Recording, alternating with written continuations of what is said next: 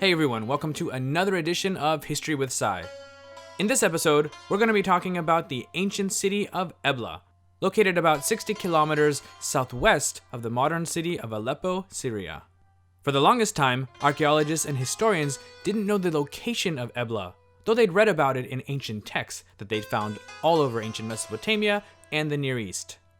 In the mid-20th century, the city was discovered, and in the early 1960s, excavation at Ebla began. What archaeologists found there was truly remarkable, and we're going to talk about it. So, without further ado, let's begin.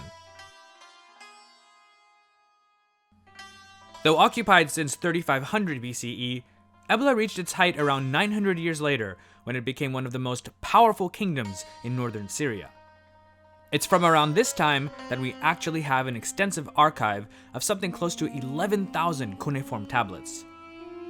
The tablets are written in both Sumerian and the local Ebelite language, the latter of which is the oldest example of a written Semitic language to have ever been discovered.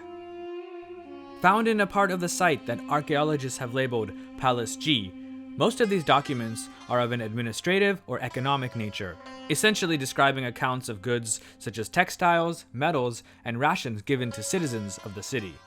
In fact, the archives tell that the palace provided sustenance for something like 15,000 to 20,000 people, which is pretty impressive. All of these people didn't necessarily live in the city. There were many, perhaps hundreds of villages that were part of the Ebla economic network. Many of the leaders of these villages or towns would form a council that would serve as an advisory body to the king. Texts from the archives also provide the names of many of Ebla's kings and members of the royal family dating back to around 2800 BCE. The archives also paint a relatively clear picture of the city's scribal school, where some of the teachers who taught there were instructed in, or themselves came from cities as far away as Kish, some 800 kilometers away from Ebla. Politically, Ebla competed with two other powerful cities of northern Syria, Nagar and Mari. Regionally, Nagar seems to have been the most dominant of all early Bronze Age Syrian cities, though there's no clear record of it ever having outright control over the other two mentioned. Its power came from the fact that it had more smaller cities that had either pledged allegiance to it as vassals or had formed alliances with it. To maintain the balance of power, as well as to secure allies, the kings of Ebla often entered into marriage alliances with the ruling houses of other cities. One example from the archives is where the ruler of Ebla gave his daughter in marriage to the ruler of Imar, another prosperous and fairly powerful city of ancient Syria. As mentioned before, the name Ebla appeared in the annals of other cities and empires, most notably the Akkadian Empire of Sargon the Great. It's also around this time period that the Akkadian Empire was active in the region and that Ebla seems to have been destroyed for the first time. It's not exactly been confirmed which king was responsible for this, but Naram Sin claims to have been the first to have conquered it.